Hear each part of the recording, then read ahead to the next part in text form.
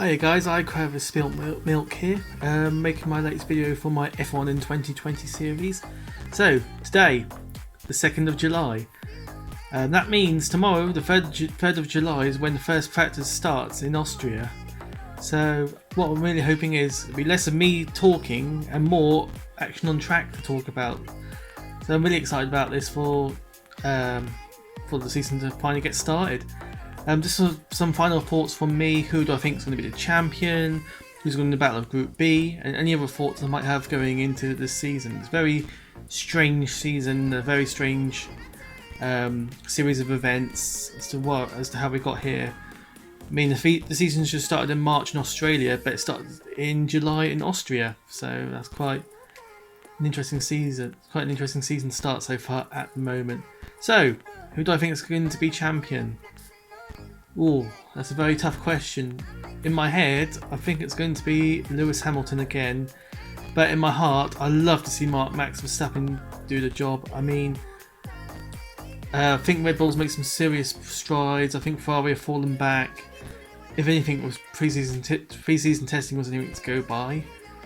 It depends if Max Verstappen get a very good start on the first few rounds. Austria and Hungary, that's two circuits where the Red Bull does really well at, and then from there, if he can get loads of podiums, or or rely on reliability from Mercedes not doing so well, and other things going on, he could become a champion. It's some kind of like a sprint season, because at the moment it's only 8 Grand Prix. There might be some more to come. I'll come on to that later. Don't make me forget. More circuits to come as yet. But at the moment, as things stand, it's going to be a very sprint season. Also depends on this current situation. If a driver becomes ill or has symptoms of COVID-19, they might have to miss a race or two. And in that instance, if you have to miss a race or two and it's only an 8 race season, you might as well kiss your championship goodbye. Especially if you're on the top 3 teams, you might as well not bother. That's another interesting talking point as well.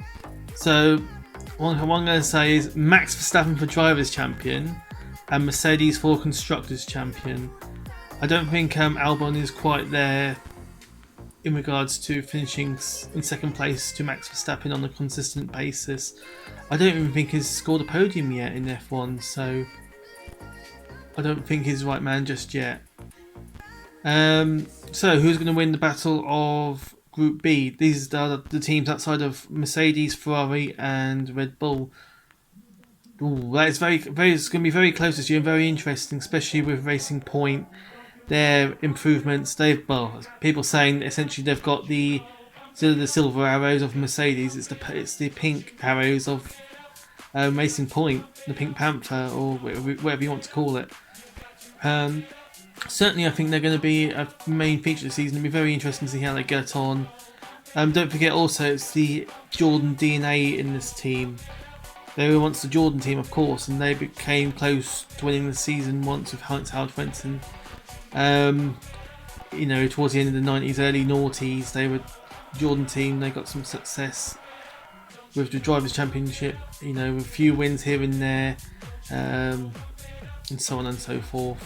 Not to mention Giancarlo Fisichella getting a really fortunate win for them in Brazil. I can't remember what season it was, 2007. I can't remember off the top of my head. But I remember Giancarlo Fisichella winning for Jordan. So I think definitely Sergio Perez will be the best of the rest. He'll be the one finishing 7th or 6th if one of the top drivers doesn't quite get up to speed or whatever. He could spring a surprise. The problem with Racing Point is Lance Stroll. No offense to Lance Stroll, he's a great driver, and I dare say he's a better driver than I am, for example. But in order for the team to move forward, they might have to, move him on for a season or two. If they're really serious about being competitive, they might have to let Lance Stroll or loan him out to another team, either like Alpha Tauri if they run out of there's no one in the Red Bull program and they want to get rid of Gasly or Kvyat. They might, Stroll might find a place there, or Williams. Lance Stroll might give Williams, another point I want to make, struggling financially. Well, it's all to do with Lawrence Stroll, Lance's father, moving away from Williams to Racing Point. So it might be a case where they might loan him out to Williams and give Williams a bit of money to keep him going, that sort of thing. They might have a deal like that. So another thing is McLaren and Renault. I think McLaren have the best driver lineup outside the top three. Well, even I think they've got a better driver lineup than Red Bull. Definitely Ferrari and Mercedes have the best two drivers lineups on the grid. With Alexander Albon, I'm not quite convinced he's the real deal yet, but I'm really hoping that he can use this full season as a chance to show what he can really do. He's had like a few, he had the end of last season to settle in and get his feet under the table and so on. So hopefully this season he'll be able to hit the ground running, show everyone why he's worthy of that second Red Bull seat. Why, was it right for Red Bull not, to pass up on Sainz? I bet Sainz is laughing now, thinking, oh no, forget Red Bull, I'm now at Ferrari. It's next season, 2021. Yeah, so yeah. So in regards to the battle for the midfield, I mean Ricciardo and Ocon, I will talk about Renault again as well. But in the battle for Class B, again, I'm going to go with Perez as the drivers' champion for that particular battle, and McLaren becoming the fourth best constructor in the field, or being best of the rest. With Sainz and Norris, if they can really nail the reliability, I reckon on a certain weekend, certain weekends, certainly McLaren and Racing Point, they'll be sort of like they'll join the A teams, sort of like the top teams. They could be like, it depends how you want to say them. Are they A- compared to the three teams, or are they B, like sort of like the B plus group? The teams that are most likely to break into that to the A tier. So as I said, so in roundup, I'm going to say Verstappen as a drivers' champion, Mercedes will win the constructors' championship, and then for best of the rest, Sergio Perez will win the driver of honour for that, and McLaren will win the constructors' honour for that. Other things I want to mention is for this next section is like other points of interest. It'll be really interesting to see how Esteban Ocon gets on this season. With Ricciardo leaving, I think they're going to see 2020 to see what sort of driver Esteban Ocon is. Is he a driver who can challenge for podiums? Obviously, still not quite there, and he needs a bit more time to find his feet. And that sort of decides what other driver Renault would go for. For example, if Ocon's, can prove he's the number one driver, he can get podiums, he's really scoring good points, he's really finishing 7th, or on the days where any of the top team retire, he takes 5th place or 4th place and so on. Renault might go for one of their reserve drivers. There's even, I can't remember their names off the top of my head. I think there's a Danish driver and there's a Chinese driver. So they might go for one of those to partner Ocon. If, however, Ocon doesn't match up to Ricciardo, or doesn't quite convince everyone that he's the real deal, Renault might go for someone like Fernando Alonso or Sebastian Vettel or Nico Hülkenberg, or another experience at hand, maybe one of the Toro Rosso. I say Toro Rosso, I mean AlphaTauri drivers. Tauri. I'll call them AlphaTauri. I think that's what it says to me. Everyone calls them Tauri, but maybe that's right. Everyone calls them Tauri, so it must be Tauri. But anyway, I'm getting off the point here. So it'd be interesting to hear how Ocon gets on and how he gets. I think this is why they're waiting before they confirm their driver lineup for 2021.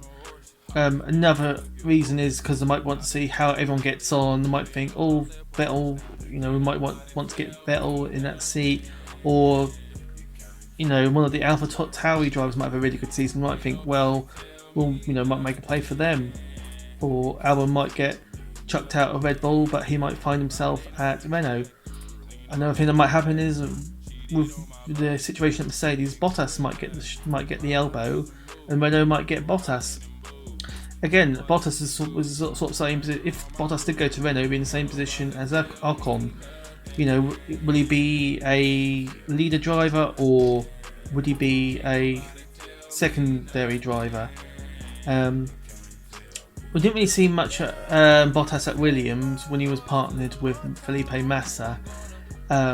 He was really with Massa. It was second best to Massa, but at the time Massa was the experienced hand, runner-up to the championship one year.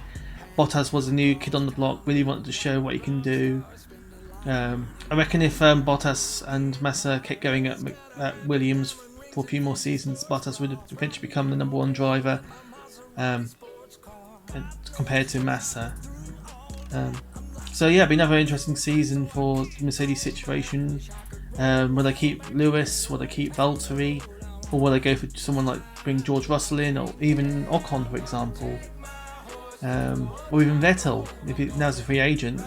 German driver, German team. And it certainly has its appeal. I can see it'll be a big all over Germany. And I think that's the only place, what sort of place Vettel would be prepared to go at this rate. Again, I think the only place Vettel will go will be in 2021 will be the newly branded Aston Martin team, who will be Racing Point this season, and that's the only place I can see him going really. Now that the McLaren's all sorted out, that's the only place I can see him going. Again, I think Vettel's waiting to see how Racing Point get on this season before he makes a decision as what he wants to do. I think that's the only thing he can do. Another driver I would like to watch this season is Lando Norris. Again, it'd be interesting to see how he gets on against Sainz, and then going into next season with Ricciardo as his teammate. Would McLaren want to favour Ricciardo or Lando Norris? Lando Norris is McLaren's essentially baby. He came through their development program. He's one of nurtured for a long time. Ricciardo's is a new kid on the block in regards to the McLaren family. So it's interesting to see. Well, is McLaren just another stopgap for Ricciardo before he, onto Mercedes, Ferrari, or Red Bull, back to Red Bull maybe, or will he go back to Renault if they show competitiveness, or will he want to go to Aston Martin if they had the potential show their potential to be a really good team? So it's a very crucial season for Lando Norris. Another driver I'd like to talk about. Sorry, I'm talking about a lot about British drivers, but George Russell. I think Latifi would be a good test for Russell. See where he is at. He pretty much aced Robert Kubica last season. As I always say, it was unlucky that on the occasion where points were on offer, that Kubica got it. But if points went all the way down the field, definitely Russell will be ahead of Kubica and ahead of a few other drivers, I reckon. Drivers like Giovinazzi.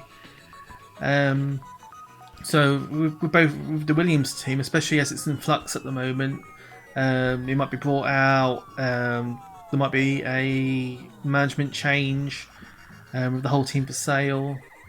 So it'd be interesting to see how George Russell gets on. Of course, every driver wants to have a really good season, but in particular, he'd want to have a good season to show why he deserves a seat at Mercedes, why he deserves to be the new hope for Mercedes once Lewis Hamilton moves on. Why he should be the one that he should be the basket that Mercedes should put their eggs into. Again, Latifi coming up from Formula 2. I know he's another one of these drivers he's also got the money, but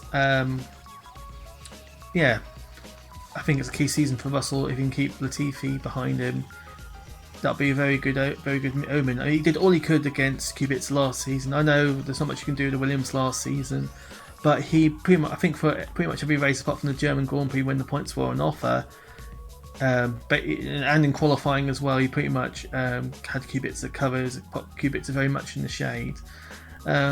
for me, that's very disappointing for Kubica. I mean, it was a great story having him back. Great to have him back on the grid. But as I might come on to later, he might make a return. So another driver we should be looking at this season. It'd be a very interesting season. What was his, sorry? I had in my mind and it's gone blank. I might come back to him. Yeah, so I said Russell, I said Ocon, Vettel. That's what I wanted to say. As he's not contractually obliged to be number 2 to Leclerc, will he go for himself? Will he he's got nothing to lose this season. He's basically racing for his career. If he, it could be a case where Vettel could be champion depending on what happens. And imagine that Vettel goes in the 2021 season, no contract. He's a champion. A bit like Damon Hill in 1996. He went to Arrows in the end and had a really bad season there. I'm sure Vettel wouldn't want to just join a team just to stay in the sport and sell his number one plates to a team just to stay in the sport. That could happen. It's a very interesting debate. Or will he do a Nico Hulkenberg and say, not Hulkenberg, sorry, Nico Rosberg, bleh. But will he do a Rosberg and say, yeah, I've done it all. I've emulated Michael Schumacher. I've won the championship with Ferrari. That's my 4th title. Was it? Did he win 4 titles? I can't remember how many titles. When he won 3 or 4? Yeah. I think he won 4 with Red Bull, but it'd be quite an achievement though to say, he finally done it in his last season as Ferrari. So again, it'd be like another couple of drivers to look at would be Sainz and Ricciardo. I mean, I'm sure Renault will put all their resources into Ocon now that Ricciardo's leaving the team. So Ocon will be in a good position, I reckon, to certainly challenge Ricciardo and prove have a good go at being the top dog. Maybe make McLaren think, do we really want Ricciardo? And put doubts in everyone's mind. So again, that's going back to Ocon, and that's another driver to watch. So I've got Ocon, I've got Russell, and I've got Vettel. I talked about Perez and Stroll. I think that pretty much covers it. So another thing I want to talk about is with what's happening with COVID-19, and if a driver does contract symptoms, what will happen? Well, obviously, for a start, the driver might have to miss a Grand Prix or 2. At the moment, as it's currently bless me, an 8 race season.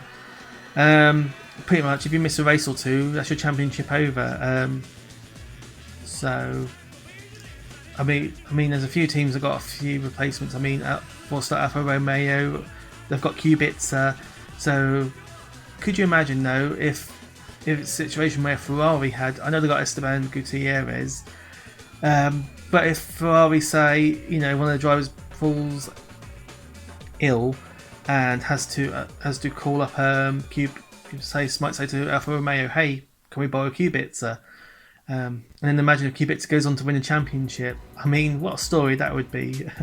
Very unlikely, but that would be a story nonetheless. But I would like to stress very much, I do not wish anyone to contract COVID-19. I do not wish any driver, any mechanic, or any spectator, or anyone for that matter in the general public, or to contract COVID-19. I'm not wishing this to happen to anyone. What I really want is a season where it's meant to happen as much as possible as the plan, as it were.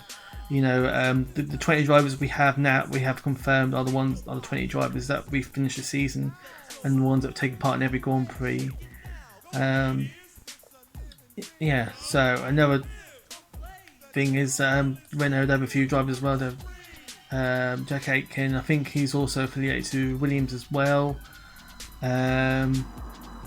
So he could feature in as well. Renault have also got Sergei Sorokin, There's another thing you want to think about as well. Who has super licenses as well? Who can jump in the car? I mean, like I said, Kubica, Gutierrez, they've been in the sport in the last few years, so they can jump in the car and carry on. Ferrari might also want to say to Red Bull, we want Kvyat. Because remember, Kvyat had a season with Ferrari in the simulator, they might have been impressed, but and then again, the question stays, why did Ferrari go for Sainz instead of Kvyat for the 2021 lineup? But who knows? That's another thing to think about. But what I want to say is, it could be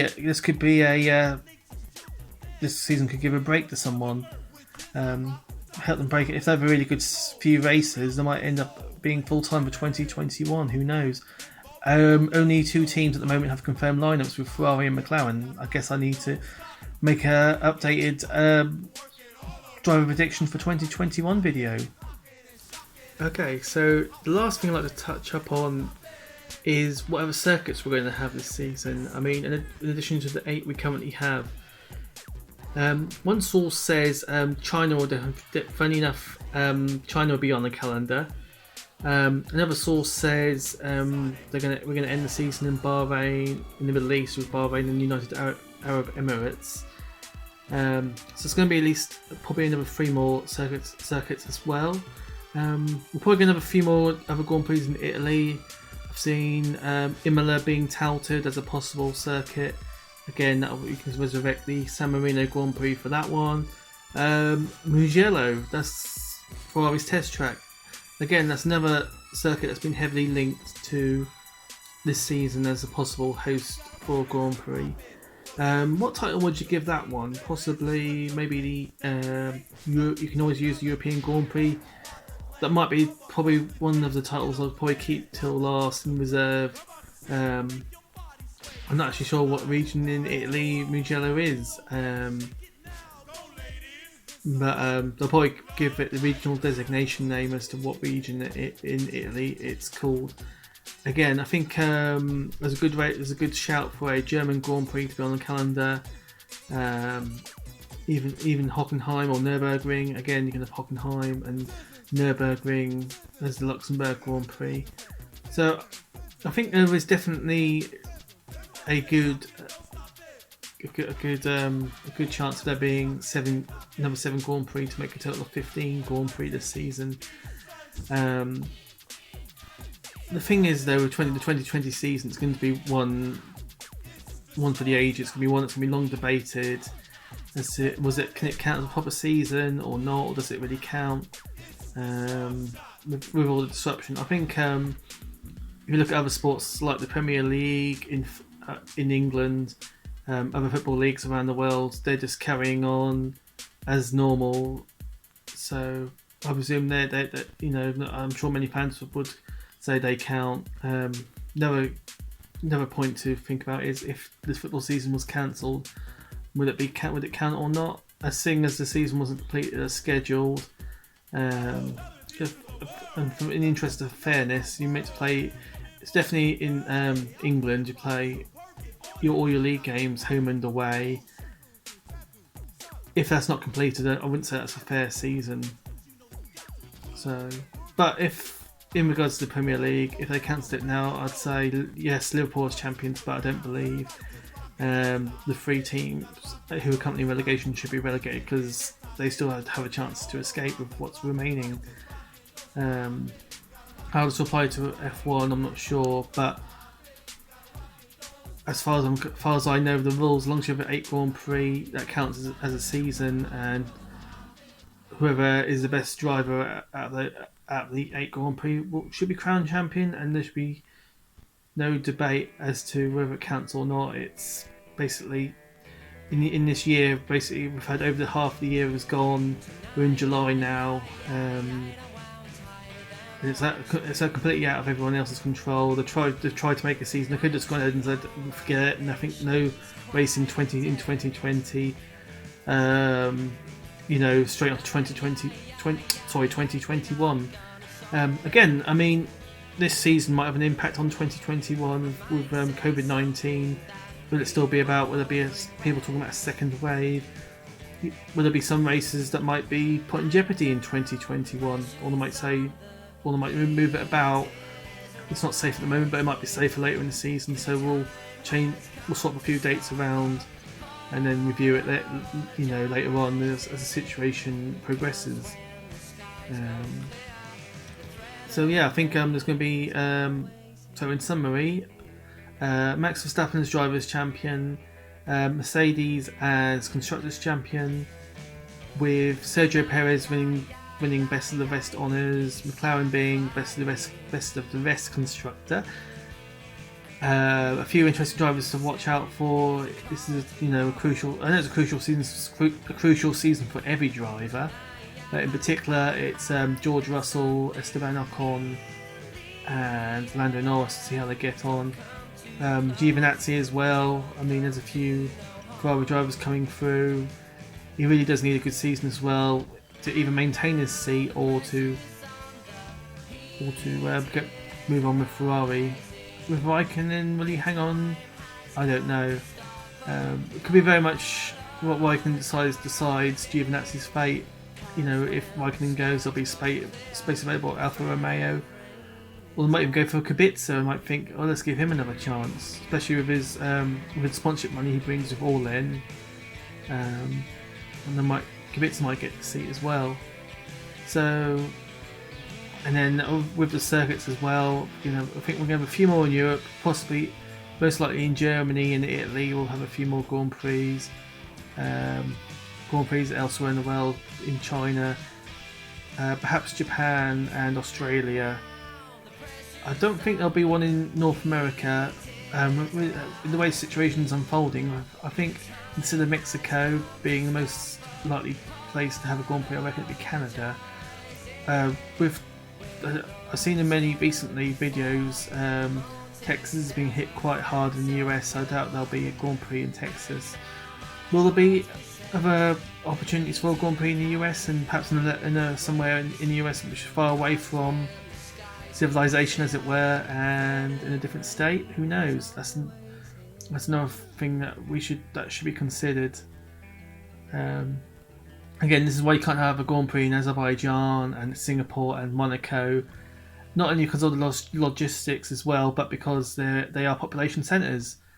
So it wouldn't be appropriate, I would say, to have a Grand Prix in close to urban centres. So yeah, either way, it's going to be a blast. I reckon it's going to be an exciting season.